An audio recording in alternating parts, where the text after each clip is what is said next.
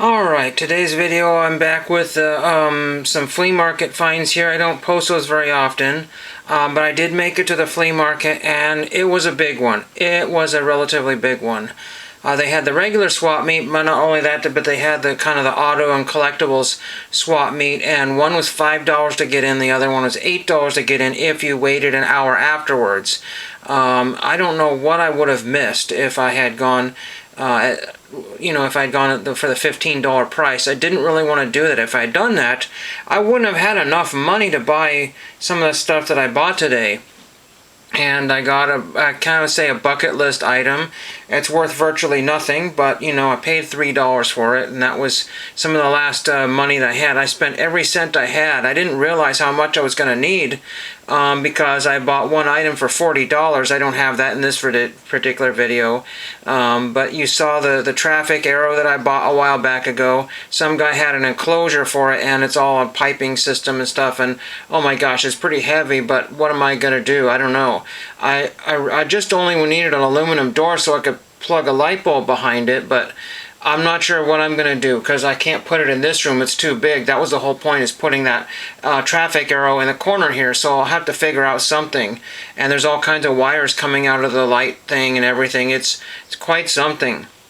But he had 50 on it and he took 40 because I said I'm down to my last dollars. I think I was left with $7 after that, and I went down to the actually physically the last penny. The only thing in my pocket was an ancient Canadian penny that I had found in one of my rooms. But the first thing I bought was this for $2 here, this old Ghostbusters figurine here. So that's kind of neat there. A little on the dirty side, but it'll clean up, but he's worth more than $2. So I may have actually had this at one point, not when I was a kid, but I had saved this at some point. It's got, doesn't work well, but it's still kind of a funny figurine there. So that was kind of cool to grab that one there.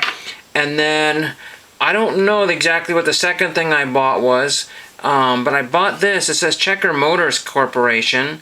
So I think it's a plate off of a car. It says Checker Motors Corporation, Kalamazoo, Michigan. So I think this is a Checker taxi cab. Don't quote me on that. I have to still do some homework on that. I want to clean this up and maybe put it in a tiny little frame. I really don't know what I want to do with that. I have a little automotive shelf out in the garage that might go with that. And that was $5, and I figured, you know what. But this nickel and dime stuff was making it difficult for me to buy things that I really wanted. There was a guy that had a mountain of comic books. Not that I wanted comic books, and I don't really know the exact value of things because things have gone up and then maybe way back down, but they were all 1960s era comic books. There was a 10-center that I probably should have got for $3. These were all $3, and the guy said he'd make me a deal on the whole box, but I didn't have any money and I didn't know that he would take check, so I just bought two of them. So we'll get to those in just one second here. The first one I saw was this one here. Take it out of plastic. I did not look at the condition of these. In fact, not at all. So these are not in super great condition, but for comic books they're pretty. Look at that. That's the kind of toys that they gave kids back in the day. Craziness. If they gave kids like that toys today, it would be different. But anyway, Superman's Girlfriend Lois Lane, 12 cent. This is number 76. Release me, mortal, and my black magic will grant you every wish, featuring the demon in the bottle. Lois, don't fall for this line. He's trying to trick you into taking his place in the bottle. So there's that one there. Again, this is from, I think, 1967. I believe that's what this one's from. Somewhere in the late 60s. Yeah, August of 1967. So isn't that cool there? And again, it's red and it's in okay condition, so it's a reader copy, but it's a pretty good one there. Then I got one more. I got a World's Finest comic. These came from some place called Lee's Comics, www.leescomics.com. This one here, he had put, I think this guy had originally wanted $13 for this one, and that's what they're kind of currently going for. But here's a 12-cent World's Finest with Superman and Batman. Tougher than a kryptonite bear trap, the invulnerable super enemy. I don't know who this guy is in the middle here, but I just wanted this one. The rest of them I think were either Lois Lane's and Jimmy Olsen's and Superboy maybe or something like that. I just really couldn't handle that. There was a few, maybe one other World's Finest. This one, I didn't check the date on this one here.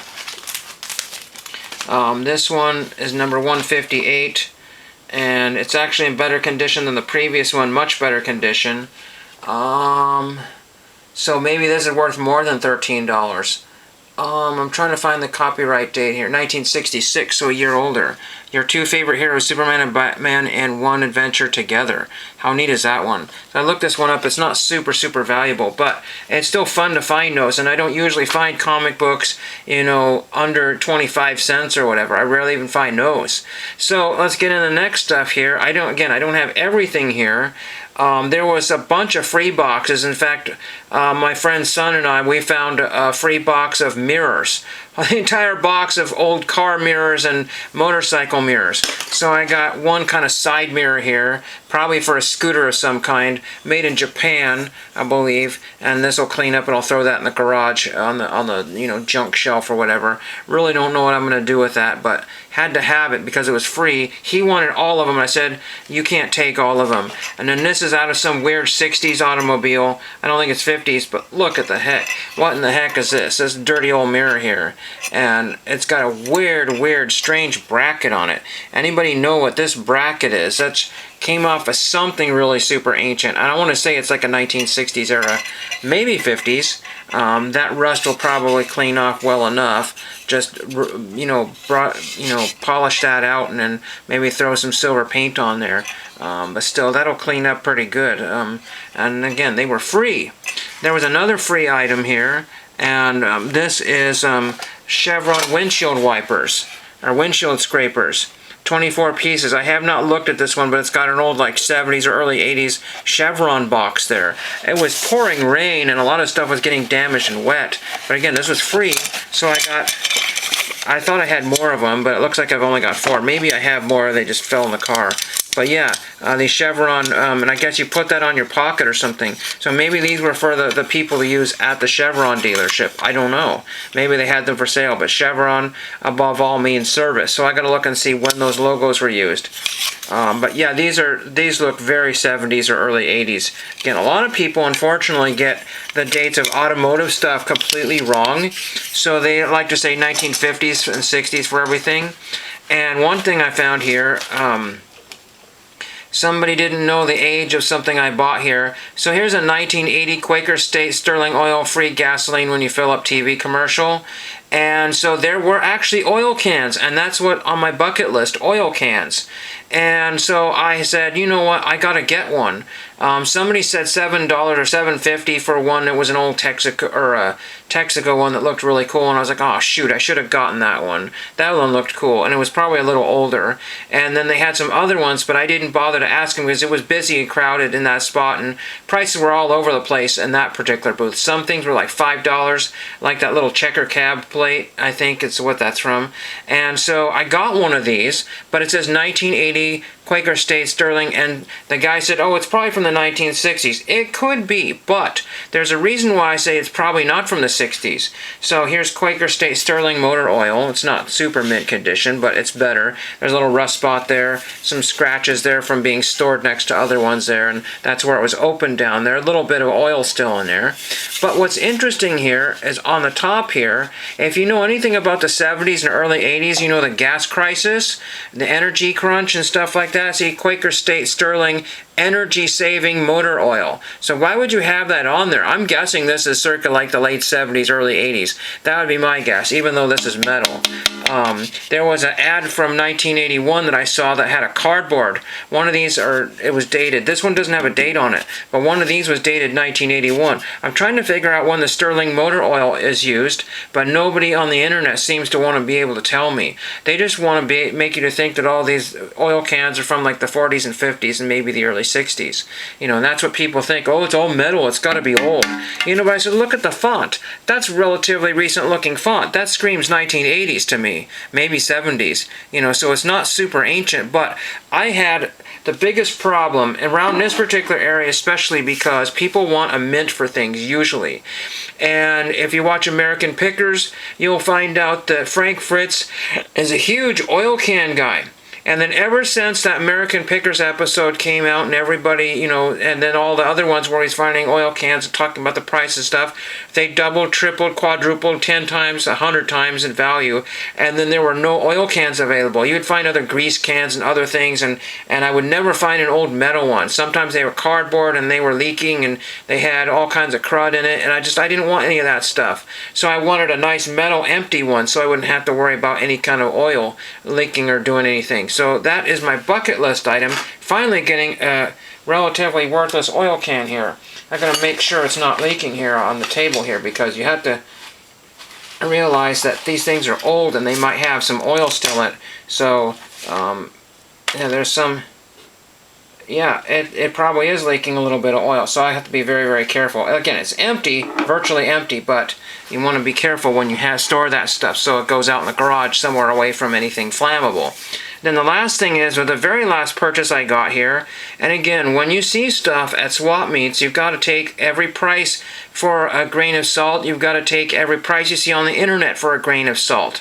Because I got 3 patches for my collection. One of them was a Epcot Center patch. Now the crazy thing is people are reproducing these things on Etsy, I believe. So then there's copies of these things made. I think this is a 1980s era one. They don't have Epcot Center like this so much anymore, and they used to come in like a little plastic baggie, I believe. But the thing is that you see people selling these for $5. I got this for 50 cents, which is a heck of a deal. But you see people on eBay for $5. Then you see people on there for $30 or more. And then there's like vintage, super rare. And no, these were in like all kinds of Disney gift shops, and these are not rare. It could have come off of a hat or anything. It looks like it might have been stuck on something at one point. So it's possible it was on a hat or a jacket. I have no earthly clue. But it's in really good condition. It was 50 cents. And I did manage 2 scalp patches. I didn't get to the patches and badges until I was down to my last $1.50. Again, I would have liked to take out more money, but this was just a chance to visit with my friends. And that's about, and I'm glad I took as much money as I did, because I crossed off some bucket list items, including maybe that traffic signal thing for my glass arrow. I got Camp Kissel, Cub Marksman. This is not an old patch. This is probably, no more than 10 or 15 years old. But I just thought it was a cool patch. It was 50 cents. And then I got Campo Re. It's got the Order of the Arrow symbol in red thread in the middle there. And this is Blast from the Past, Let's Do It Again, 3 Rivers, 2001. So this is probably like a $4 patch on eBay. This one here might be a $3 or $4 patch because it's kind of an unusual one. And again, this is typically around $5, or people asking upwards of $30 for this dumb patch. And again, if it was $1, I probably would have passed on it. But because it was 50 cents, I had to take it. There were numerous other items in other boxes. Things like buttons and pins that were $2. There was some Charlie's Angels buttons, and I passed on those. I just cannot bring home a lot of knickknacks. And you guys probably know what I'm talking about, because these collectors markets, and funny thing was the prices were actually halfway decent on some of the things at this particular show. But even as crowded as it was, people were not in a buying mood. It was wet, and who knows, and people were willing to wheel and deal, I suppose. There was a guy that had 100 and something on a trumpet, and he said, oh, by the way, this right now is $50. So people are really hurting for money. They were not making any deal. And there was a crazy thing that happened at the swap meet. I won't go into too many details. But some guy was selling some sort of fish product, and police and fish and game came in, and it was getting all kinds of, I don't know if he got ticketed or what happened, and he was having to give all kinds of data and particulars and stuff like that. It was the craziest thing. So we don't know what was all going on with that one there, but a great time was had by all. And again, when you're shopping with teenagers, it gets really distracting because they want to look at this and ooh, shiny, and they want to see BB guns and pocket knives and cool radios and all kinds of neat things. And it's like, no, but I want to look at this 1970s pop culture. I want to look at rusty oil cans. I want to look at traffic signs. And one more thing before I forget. I walked up to a table, and this has been sitting there all morning for $4. I didn't even say a word. I picked up the sign and it said, oh, cool, it's still here. And the guy said $3, so I got $1 off. So I was able to afford those scout patches. But it's something Access. So I don't know what Access is. Maybe it was local Access. If anybody knows a sign like this with red letters for Access, no, it's not Access Hollywood or anything, but it looks like it was sheared off maybe right here, right in the middle here. And then there's 2 holes here. So something Access. So we'll have to see what that was. But again, it was only $3. And so I took it because I'm going to throw it with my other signs. So pretty fun. You can't get a sign like that very cheap very often. Antique store would be $25. So like I said, a good time was had by all. Deals were had.